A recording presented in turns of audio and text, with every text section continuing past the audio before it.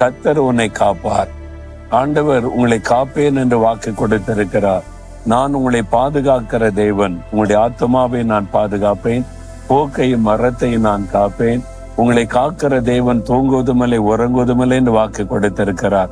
கர்த்தர் உங்களை காப்பார். எந்த சூழ்நிலையிலும் உங்களை பாதுகாக்கக்கூடிய வல்லமை அவருக்கு உண்டு.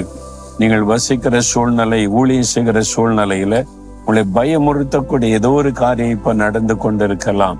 அதுல உங்களை பாதுகாக்க தேவன் வல்லவர். எதுல ஆண்டவர் பாதுகாக்கிறாராம்? உன் கால் சிக்க கொள்ளாதபடி கர்த்தர் உங்களை பாதுகாப்பாராம். அப்போ நம்முடைய சிக்க வைப்பதற்கு இந்த உலகத்துல ஒரு காரியம் இருக்கிறது. அது யாருன்னா எதிராளியாகிய சாத்தான். எதுலையாவது நம்ம சிக்க வைக்கணும், கண்ணில அகப்படுத்தணும், பாவத்துல சிக்க வச்சிடணும், ஒரு கடன் பிரச்சனைக்குள்ள சிக்க வச்சிடணும், இந்த பிரச்சனைக்குள்ள சிக்க வச்சிடணும்னு சொல்லி சாத்தான் பல விதங்களிலே கண்ணிகளை வைக்கிறான். ஏன்னா நம்மளை கடன் பிரச்சனையில சிக்க வைத்து நம்மை அவமானப்படுத்தி வேதனைப்படுத்த சாத்தான் திட்டம் வைத்திருக்கிறான். அதுல சிக்க கொள்ளக்கூடாது.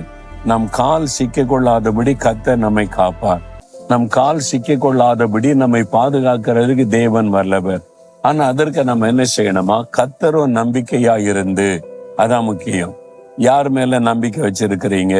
உங்க மேலையா, உங்க திறமை மேலையா, உங்களுடைய தாளந்து மேலையா, உங்களுடைய அனுபவங்கள் மேலையா, உங்களுடைய வேலைகள் மேலையா, எது மேல உங்களுடைய நம்பிக்கை வச்சிருக்கிறீங்க?